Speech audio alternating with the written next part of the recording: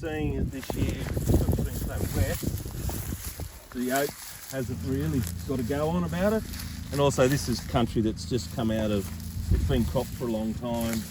This is its first sort of no input crop. So what was it? What's the yellowing? it's the yellowing is from waterlogging, there's disease in it, there's different rusts and stuff in there. And it just hasn't had the nitrogen horsepower because it can't make its own. There's lucerne. Okay, so you were just saying.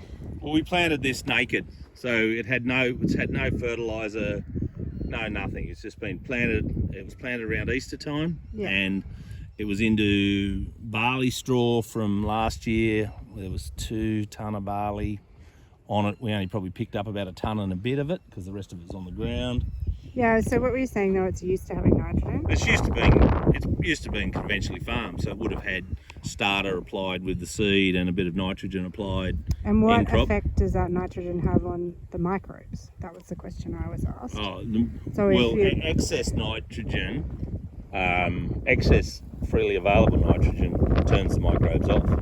So the biology in this soil is probably fairly dormant, yes. And what we're trying to do is kick-start it again. Okay, so for trying to get off fertiliser. Yeah. So you just planted this with nothing. Yes. Do you recommend that though, or? Probably not. Not if, depending on what your aim is out of it. Like we were lucky enough, we've got a lot of feed this year, so it didn't really matter. But if you were desperate for the feed and you needed feed like that, yeah, you probably need to wind your rates back, 20% every year until you get it off. Yeah, and that. Nitrogen in itself's not a bad thing. It's just the excess turns everything off. Right. So more what do you mean by turn it off?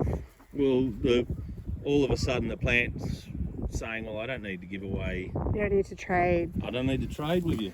So bugger off. Yeah. So it breaks the biological bridge.